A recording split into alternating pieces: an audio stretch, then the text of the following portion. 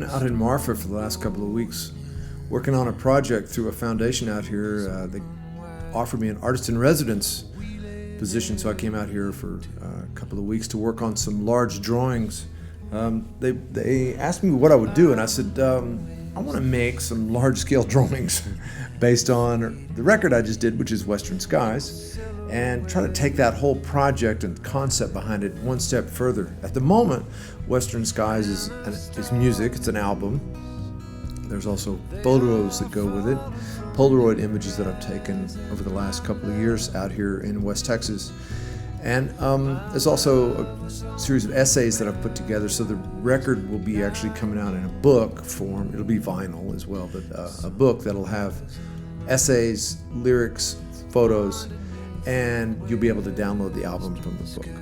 But this has taken everything one step further. This is making some big drawings. These drawings that I'm going to show you today they're all 5 feet by 3.5, and that's about 3 times bigger than anything I've ever done before. Usually I work really small, so it's been a real push.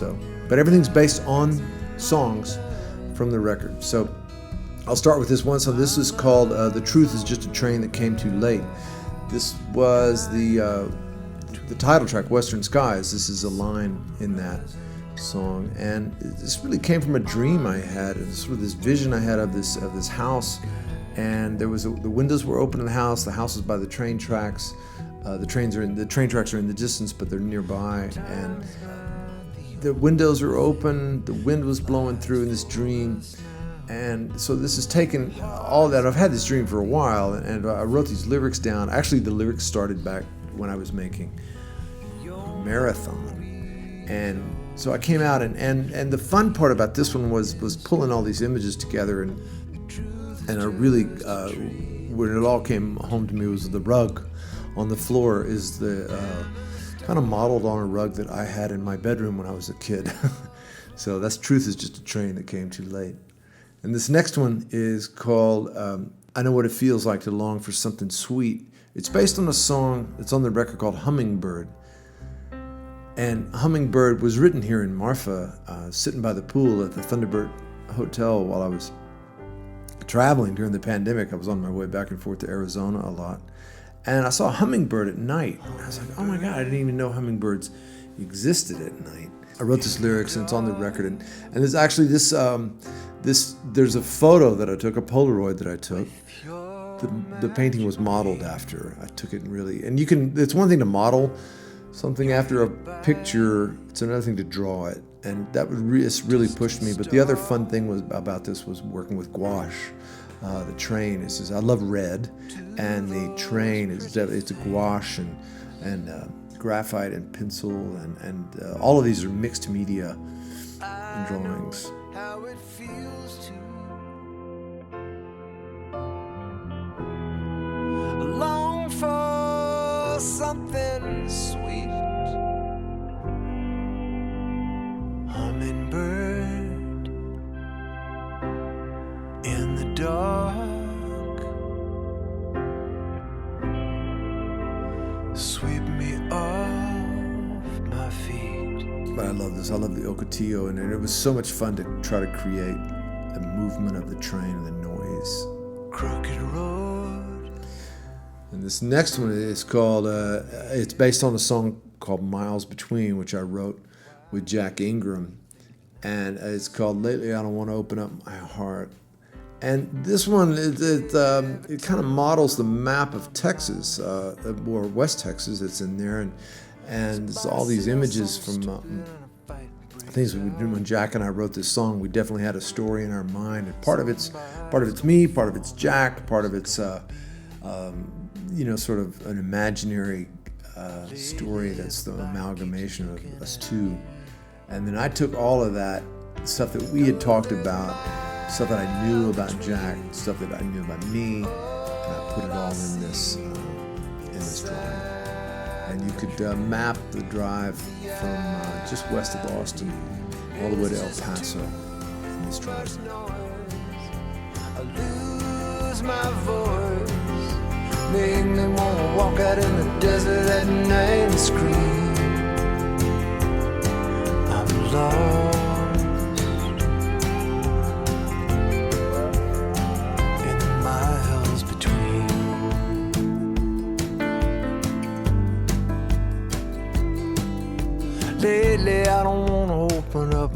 my heart. It hurts when it's over, it hurts when it starts. I admit it, I'm addicted to walking on a wire.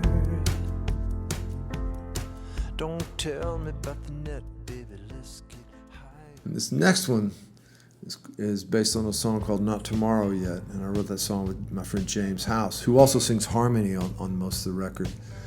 And this tree is actually a real tree. It exists. It exists near Sanderson, Texas, and the road that I drive when I come out here is often I get off of Interstate 10 and I go down Highway 90, and this tree is on the side of the road, and every time I go by there, I stop and look at it. There's something really sort of powerful about this tree, and it reminded me of my mother. My mother's hands.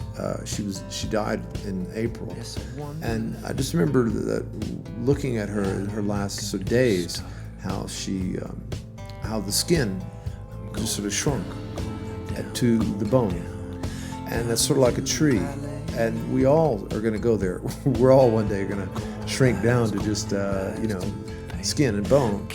And it was a beautiful thing to see. And there's when I was out here thinking about drawing this tree, it came to me that's really what it is. So this is kind of done in memory of my mother, my sweet mom. And there's a Polaroid in the book that goes along with that as well.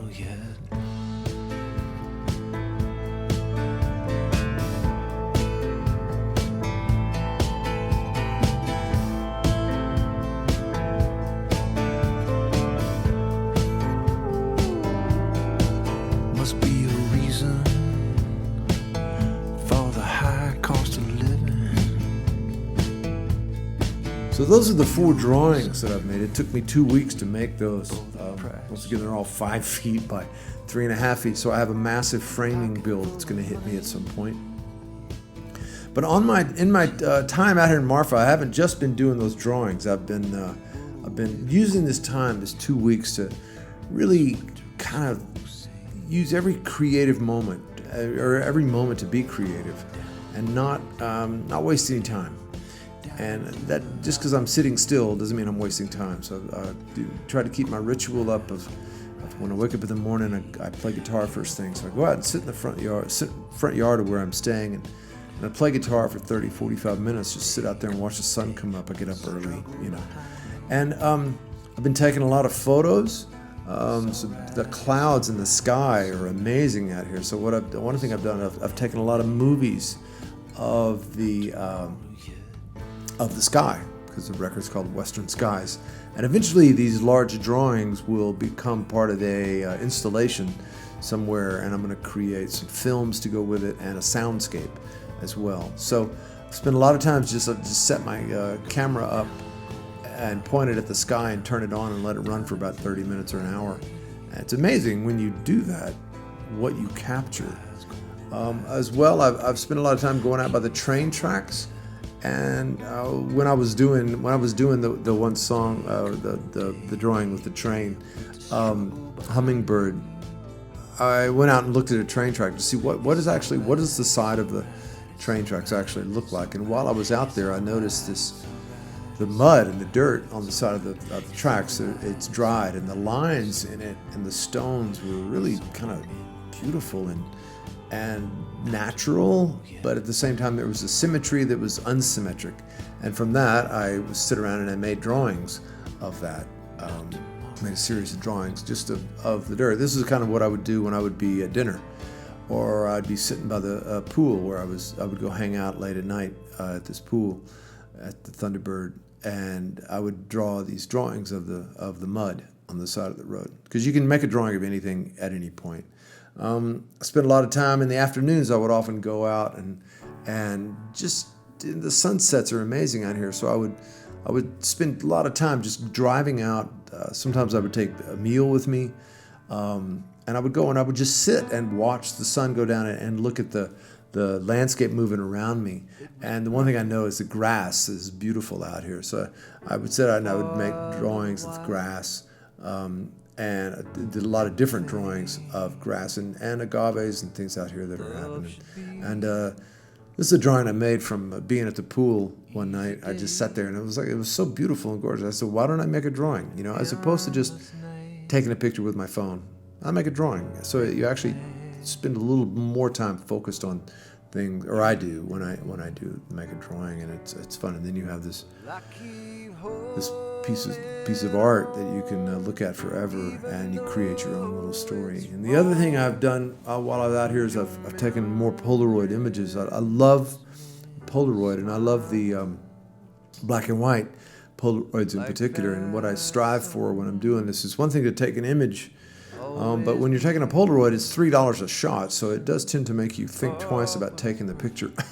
But I try to tell a story. I try to find some story, and the Polaroids just match up with West Texas and the West for me. They have that grit. So this is just one of the. I took this in a town called Van Horn.